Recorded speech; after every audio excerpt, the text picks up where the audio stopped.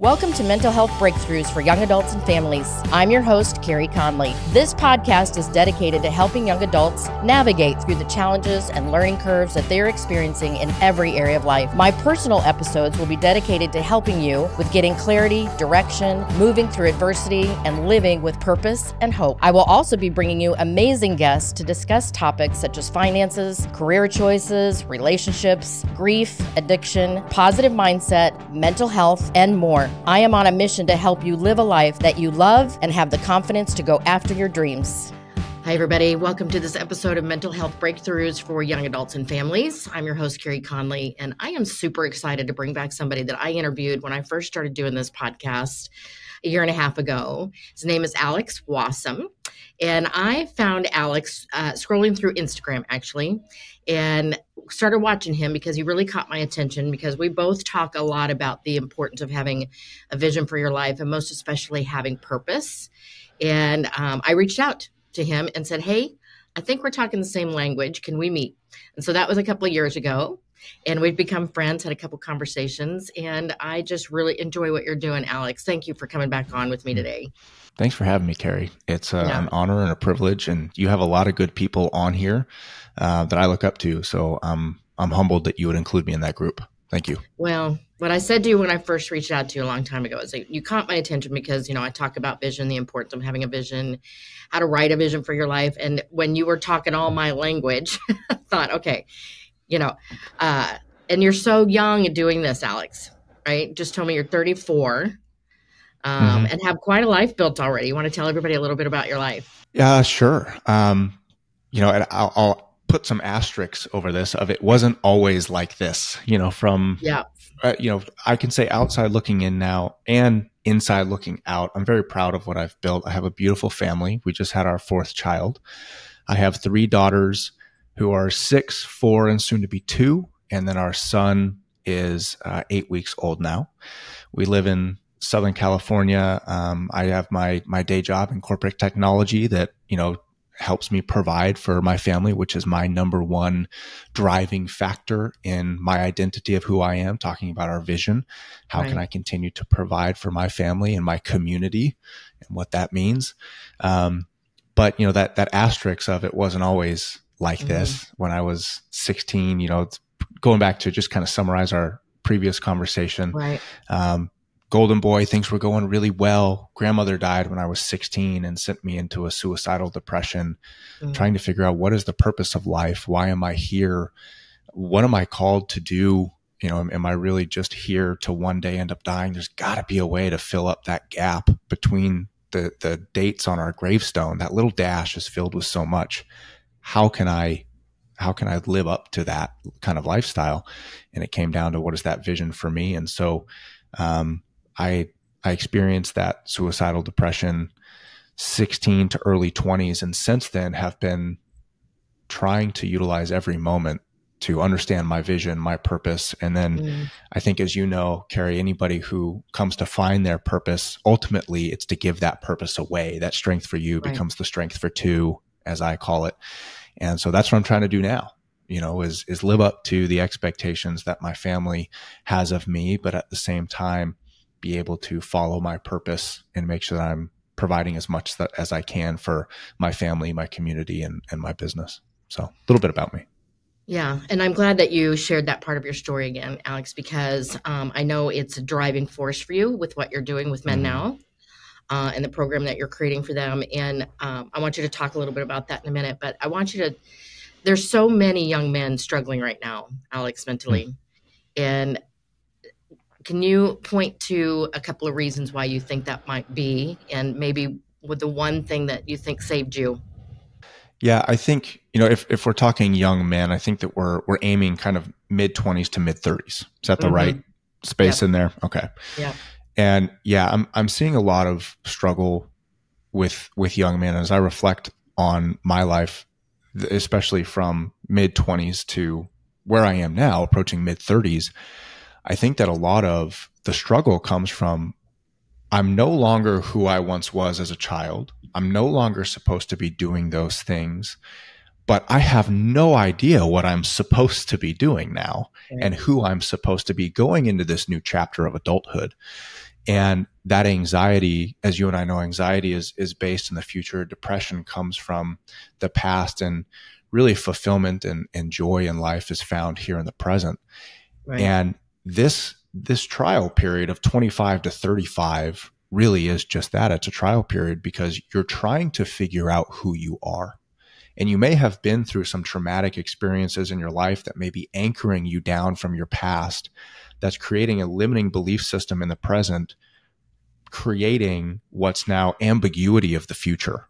And so all of that put together, it's like, oh my gosh, how do I figure out and get through this trial period? You know, It is a lot.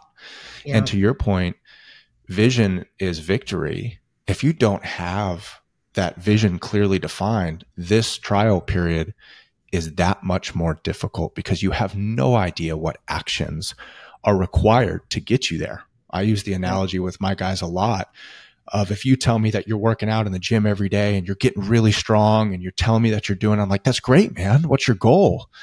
And you tell me to run a marathon. I'm like, dude, those are the wrong actions. Like, you working out every day to get strong is not going to help you achieve your outcome. Right. And that's, I think, what causes a lot of the anxiety and stress now is we're busy. We're not productive. We're doing all of these things because we think we're supposed to, but we're not productive because we don't have the vision of really who we're striving to be, coupled with what it is that we want to do. And so, going to your follow-up question on that of what can be done, I think, especially for the sake of this conversation and trying to overcome this ambiguity, define the vision. And it doesn't have to be what you want to do with your life yet. But I think, especially in this trial period, 25 to 35, who do you want to be? I think that that's an easier question. It's a much more profound question that we need to answer. But who do you want to be? That can then be extrapolated and shared across all that you do. But who do you want to be? What kind of person do you want to be? What kind of virtues do you want to embody? Characteristics that you want to embody? What kind of behavior do you want to illustrate? What do you want to do for other people? And how can you come to live those things yourself so that you can lead by example and help others do that? I think once you figure that out, your career will then come to utilize your own skill set, but you need to figure that out first. Yeah. So kind of a long-winded answer, but I think the crux of it. Yeah. There's two things I want to expand on. One, because I've coached a lot of people. Once I find people that I ask them, do you have a really clear vision for your life? They generally will tell me no. And once I get them to actually write it out, they find that they're doing all the right things that look like what they're supposed to be doing, but it doesn't line up with the vision of what they want for their life or who they want to become. And so, like you said, they're busy, but they're not really productive. And then wondering why they don't feel fulfilled. So, and that's just a societal thing. We're all, we see it all the time. Just be busy. Busy is, like getting a medal, right? And so a lot of the entrepreneurs that I coached in the past, Alex, it wasn't so much after writing the vision, me helping them go create it and do stuff.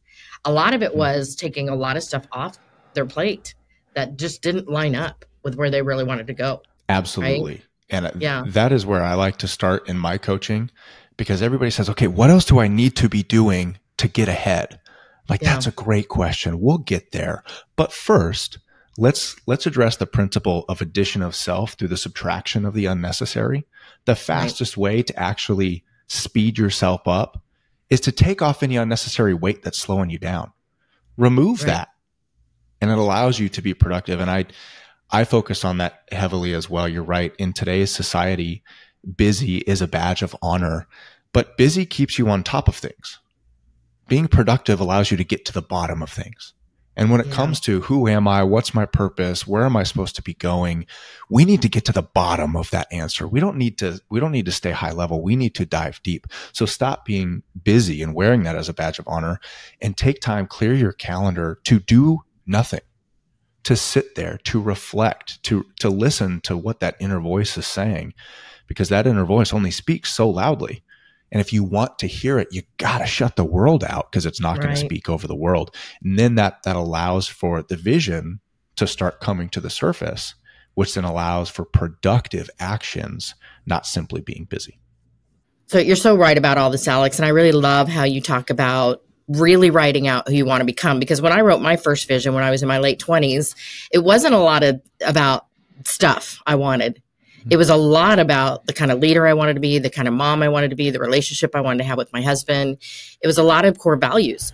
And that's so important because those things don't change over time, right? Obviously, now I'm way older than 28. And so when people ask me, especially after losing my son and my husband to suicide, they wonder, why write a vision when things like this can be outside of your control? And I told them, those things have changed my life circumstantially, but it has not changed who I want to become and who I want to be. As a matter of fact, those circumstances have just 10x'd this whole mission, right? So I love that you talk a lot about who you want to become. I think that it's absolutely necessary, especially because, Carey, again, I'll say this every time. My condolences for what you went through, the loss of the family members. That's never something we actually truly ever leave behind and overcome in a sense of it's behind us, right? So, my thoughts and prayers with you always, Carey. Thank you. I appreciate it. Of course. But to that exact point, had you not defined and made this contract with yourself of this is the type of person I'm going to be regardless of what fate throws at me, what life decides to do with me, then you become subject to what life throws at you. So that trial happens and you didn't make the pre-commitment of, I'm an optimistic person, I have grit, I have persistence, I'm disciplined, I'm consistent, I'm here to make a difference. If you don't have that pre-committed contract with yourself, then something like that, Carey, can easily break us down, as it did me before I had the defined characteristics of the man that I was to become. And I became subject to my own trial. And I was like, man, yeah, life is hard. Why me? This shouldn't be happening. And you start to gain this victim mentality. Whereas in your case, and I don't know if there's a better example than you, Carey, of somebody who went through some of the most traumatic experiences you can have in life to then come out of that saying, this is now fuel for me to further my mission and to further exemplify the person that I am striving to become, because it now feeds that vision that you have already written down and agreed to within yourself. Right. That is the importance of it. And you're right. It has nothing to do with stuff. The stuff will happen and the jobs will change and even relationships change. But who you are needs to be clearly defined. All the other things will then align according to who you are, which will be more productive for your outcome and lead to that inner sense of peace of I'm doing what I'm supposed to be doing. And I think that's what all of us in some shape or form are looking for. Yeah. And I know that your circumstances and what you've been through and what you are teaching now has led you to really want to help other men and have created your own coaching program called FIGHT, right? FYT. Yes. So talk a little bit about that. And then I'm going to have you also share a little bit about the masterclass that you created for my community, Vision is Victory Academy. And I love the title of your class, Fail at Who You Are Supposed to Be. So we're going to dive into that a little bit too. So tell me about Fight Club. Sure. So you're right. I want to start with an asterisk of I'm super passionate about helping women too. I have 3 daughters, and so I want to empower women everywhere. But my one-on-one coaching is primarily for men because I feel like I have an ability to connect with them better. I am making my own masterclass that will be available to everybody. But for this conversation, Fight Club is particularly for men. And I think it's because I went through those struggles myself. And it stemmed from my suicidal depression that I went through. And then as that trauma has kind of held with me as I've grown into an adult, I now realize like, look, I have the good, high paying, prestigious job. I'm ahead of myself in my career. I've got the house, I've got the cars, I've got the beautiful family. And yet I still feel like something's missing. What is it that's missing? And I think that's what a lot of men are dealing with today is we get sucked into constantly giving, that we lose ourselves in the process, and we're giving ourselves away to our career and to our relationships.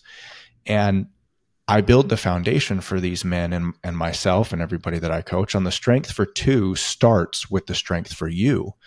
And if you don't maintain that strength for you, which often we think is a selfish act, and it's absolutely not, then over the long run, you won't be able to maintain the strength for two. And you buckle under the weight of what the world has placed on your shoulders.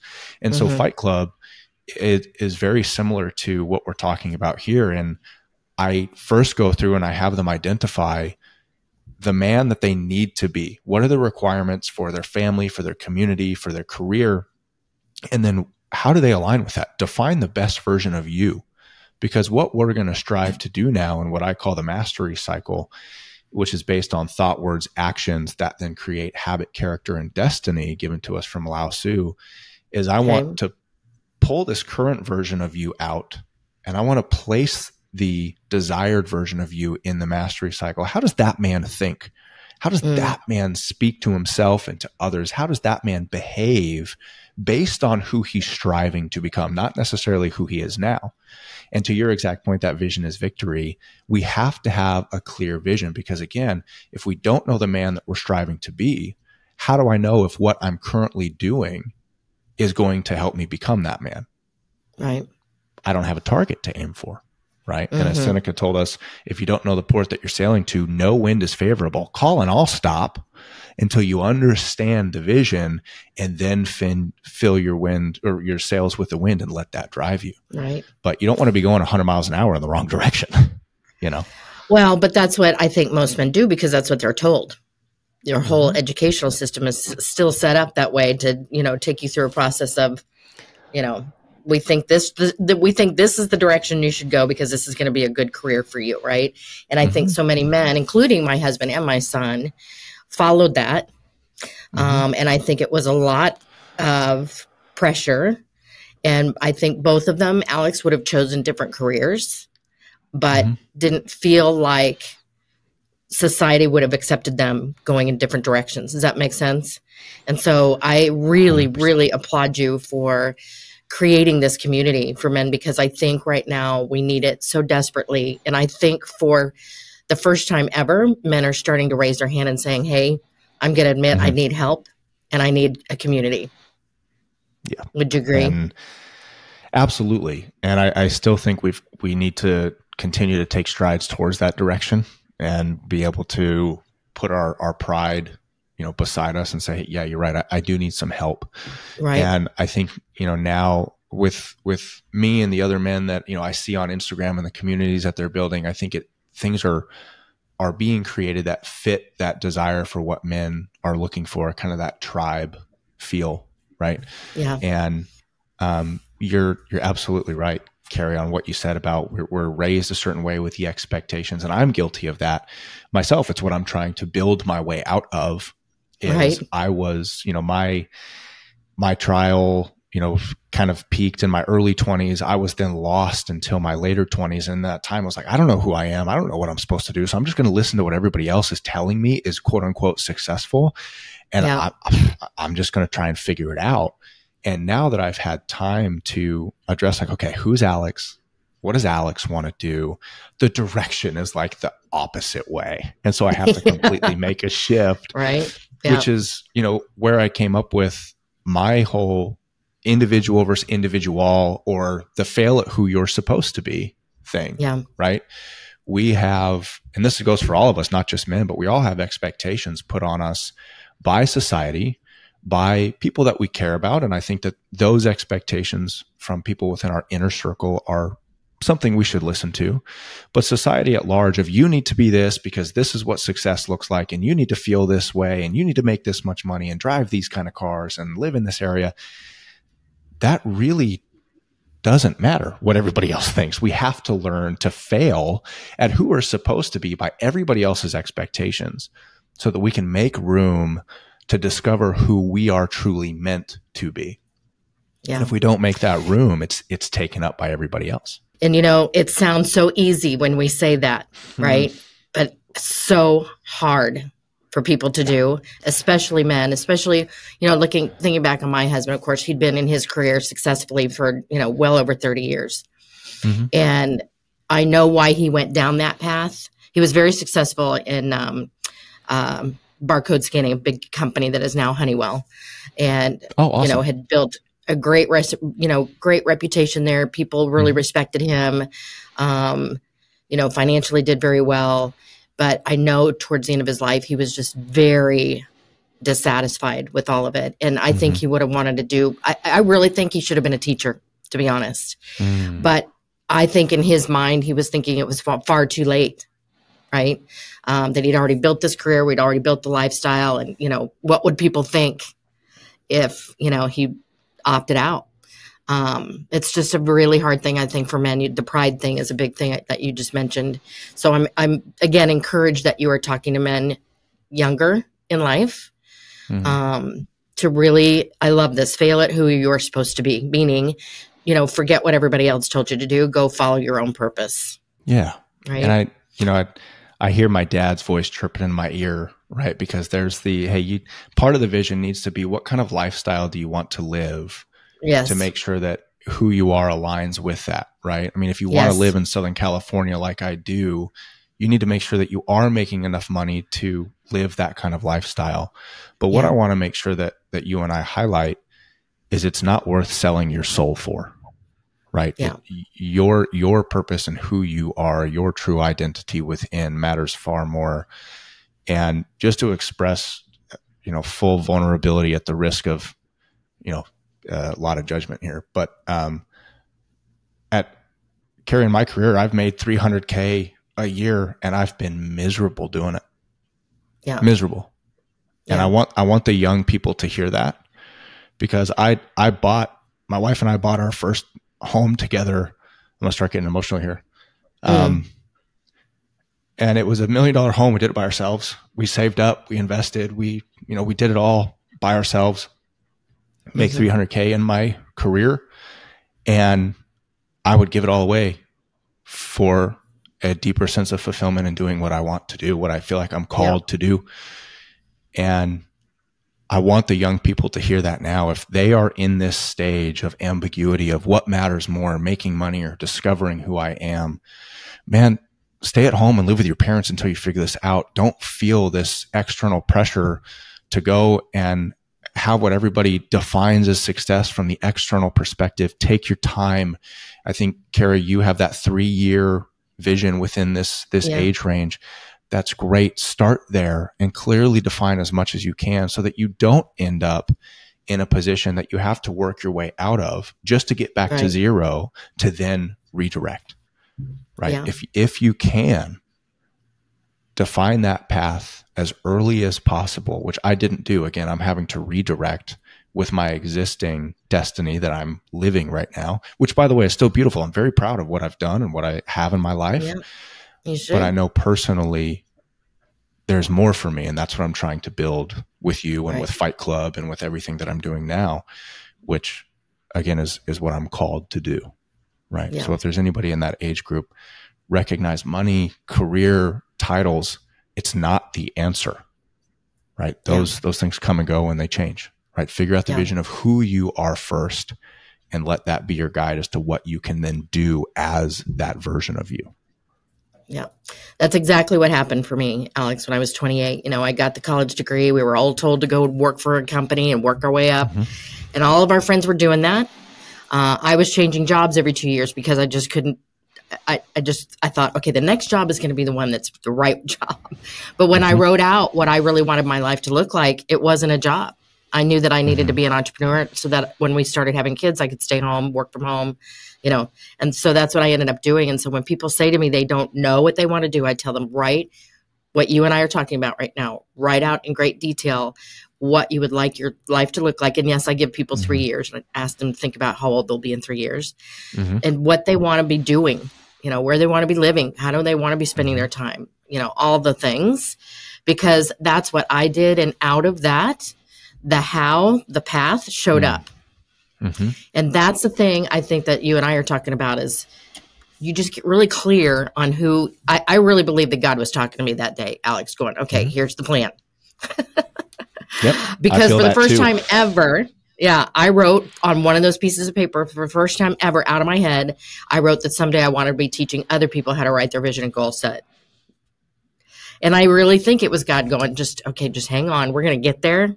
But this is your calling. And so I encourage that you're saying that, because I think so many people just don't know the path. And I tell them, write the vision, and I promise you it will show up.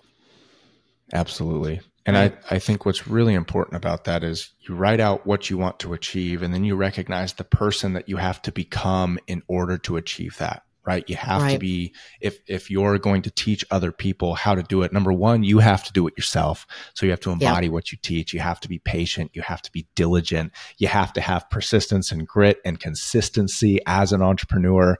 You have to be able to build your network. You have to be likable. You have to have a good presence. You have to develop these skill sets and become that person.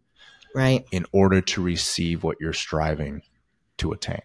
Right. Yeah. So I think that's the really important, is you work out that piece, and then you're able to create who you need to become, which is what a lot of people neglect, is that process of becoming. They just focus on the outcome. Well, it's hard. Personal growth is hard, but it's so hard. worth it. Yeah. Okay. So we have a couple minutes left, and I would love for you to just share a little bit more about the masterclass that you created for My Vision is Victory Academy. And it's called Fail at Who You're Supposed to Be. So just share a couple of things about what people will take away from that class. Yeah. So the fail at who you're supposed to be is really what we've been talking about here, right? Society is placing these expectations on you. And what I encourage people to do, and hopefully empower them to do as part of my calling, is to first and foremost, let's recognize what you feel is being placed on you. Because as we talked about earlier, we can add to ourself through subtraction, right? We can move faster in the right directions. We slough off the unnecessary. So if we're to fail at who we're supposed to be, let's actually first take a minute and let's think, let's write down, who do I feel like everybody wants me to be? Who are the voices that I hear in my head other than my own? How do I feel about what people are placing on my shoulders? As soon as we recognize that, we can start crossing things off that just don't matter. Right. So we can start doing the process of elimination. That then allows us to gain greater clarity as to, okay, I don't want to be these things, because again, 25 to 35, you may not know exactly who you want to be yet or what you want to do, but you may know what you don't want to do and who you don't want to be. That's just as powerful. So let's acknowledge that first, and then let's start building on, okay, what are the things that you want to do? And I teach my mastery cycle of let's pull the current version of you out. Let's define this good version of you, the best version of you, place that person in the mastery cycle. How does this person think? How do we break through these limiting beliefs that are holding you down of, I don't know if I can do that. I don't know if I can become that. Why? We need to fail in that arena and let those things go. Then let's define our inner narrative, because how you speak to yourself about what you're capable of doing and becoming needs to be an asset, not a liability. So we have to treat ourselves really, really well, treat ourselves like a loved one. How do we do that? Why is that so important? And then once we have those two things defined, we can do the proper actions to become. And in today's society, we focus on habits a lot, but habits are an outcome to those three things of thought, words, and actions. That then creates habits over time that then leads to the character that you embody as you become this person that you want to be, not who you're supposed to be, that then allows you to achieve your desired destiny that you're writing down, that you're striving to attain. And so as we can learn to remove the expectations that are weighing us down, we can then properly articulate our own vision to ourselves internally and then manifest that externally through our actions. So that's really what the masterclass includes, is how do you actually do those things? Why is it important? And how can you be present in it? That's really hard too. Well, it is. And, I needed somebody to help me walk through it. And that's why I have a masterclass, obviously, as well, in the Vision is Victory Academy, walking people through my process. And so I know that my class, your class, and all the other master classes that are in My Vision is Victory Academy are a process and a journey. So I'm just so grateful that I found you, Alex. Yeah, well, right back at you, Carey. Grateful that you're in my corner, and I'm honored to be in yours. Yeah. So thank you for being on here today. And I want to thank everybody for listening to this episode. And I want to encourage you that if you really resonated with any of this and you know you need some help, check out the link to Vision is Victory Academy here in the show notes, or just go to visionisvictoryacademy.com and check it out. Sign up and join us. Thank you for listening today. And I'm here to remind you to keep looking up. Design the life you've always dreamed of with Viva, Vision is Victory Academy. Join us and discover how to transform your vision into victory. Whether you're seeking clarity, resilience, or a path to personal growth, Viva is here to guide you every step of the way. Don't wait for life to happen to you. Make it happen with Viva. Sign up today at visionisvictoryacademy.com and take the first steps towards a life of purpose and passion. Your future self will thank you.